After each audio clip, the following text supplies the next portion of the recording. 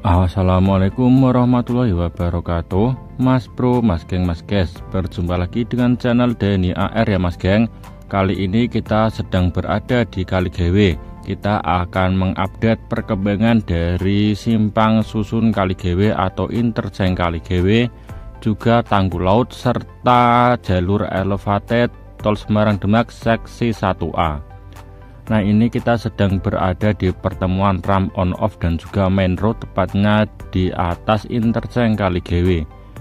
Ini di bawah sedang ada pekerjaan pengecoran parapet atau pembatas jalan. Kita akan terus ke depannya mas geng, kita menuju ke area timbunan. Nanti di depan pertemuan ramp on off dan juga main road ini akan ada pemancangan lagi sebagai pemancangan yang akhir atau titik poin sambungan antara konstruksi interchange dengan timbunan tanggul laut. Di sini timbunannya sudah menggunakan timbunan kasar ya mas geng, atau bisa disebut dengan padas atau berangkal.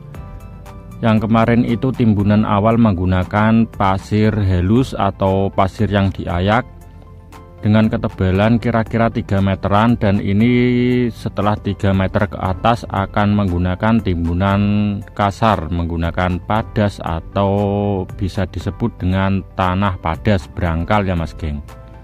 Nah, setiap 20 atau 30 cm lapisan timbunan akan dipadatkan menggunakan vibro kompaktor atau alat berat yang memiliki roda besar mas geng, yang sering kita temui pada proses pembangunan jalan raya biasanya.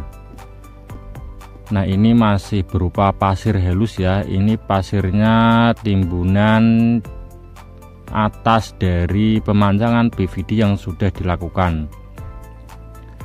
Nah, seberapa tinggi timbunannya mas geng bisa kita bandingkan dengan sebuah dump truk jumbo yang melintas di sebelah kiri. Itu hampir sama ya tingginya. Itu dump truk yang mengangkut pasir, dan itu juga ada mobil. Untuk kira-kira ketinggian di sini sudah 3 meter lebih, mungkin 4 meteran mas geng. Nanti akan masih ditimbun mengikuti elevasi dari main road yang berada di interchange Kaligawe. Nah, ini sudah ada stok tetrapod yang diletakkan di pinggir jalan akses mas geng. Ini nantinya akan dipasang di tepi luar timbunan tanggul laut sepanjang 6,7 km.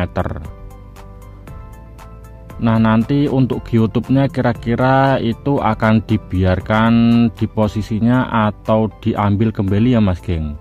Kalau yang di tengah laut itu kan sudah tenggelam jauh di bawah air ya, mungkin akan dibiarkan begitu saja, soalnya itu berisi pasir, juga bisa melindungi konstruksi paling bawah timbunan.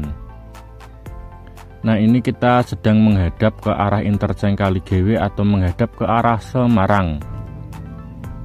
Kita akan coba mundur untuk melihat proses pemancangan PVD yang masih tersisa. Untuk pemancangan PVD ini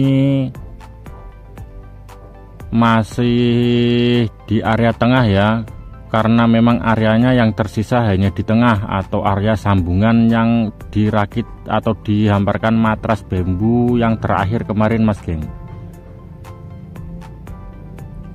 Nah, ini dia alat pemancangan PVD nya. Hampir saja kita menabrak alat itu mas geng, soalnya kita mundur tidak terlihat ya. Nah, untuk lapisan geotekstil itu lapisannya kalau saya hitung ada 4 atau 5 kali mas geng. Setiap lapisan hurukan sebelum dan sesudah pemancangan PVD itu ada 4 sampai 5 lapisan geotekstil, dan penghamparan geotekstil itu dilakukan menyilang mas geng. Lapisan pertama membujur dan lapisan kedua melintang seperti itu. atau sebaliknya, dan akan diulang-ulang sampai beberapa lapis timbunan. Nah, untuk area seluas ini sudah dipancang BVD semua.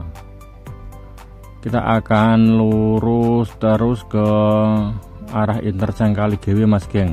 Nanti kita juga akan mengupdate jalur elevated ya Mas geng, hasil dari erection girder kemarin. Kita akan ke situ. Nah, ini Mas geng, kita sudah berada di atas jalur elevated freeway. Untuk jalur elevated ini panjangnya kurang lebih sekitar 1,5 km.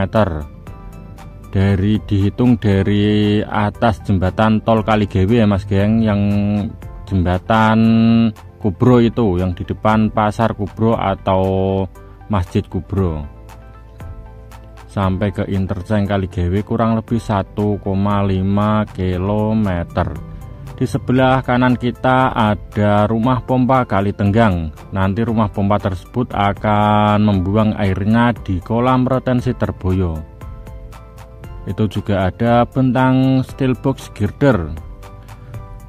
Nah, ini launcher girdernya sedang proses setting kaki-kakinya Mas geng, karena ini ada perbedaan elevasi dari ketinggian pierhead. Pierheadnya yang dari pierhead pertama sampai ke sini itu kan sedikit demi sedikit naik, akan lebih tinggi. Jadi harus dibuatkan kaki-kaki terlebih dahulu agar launcher girdernya bisa sejajar dan bisa berfungsi optimal dalam erection girder. Ini panjang bentangnya berbeda-beda, ada yang 30 meter, ada yang 40 meter, yang paling panjang itu 55 sampai 60 meter.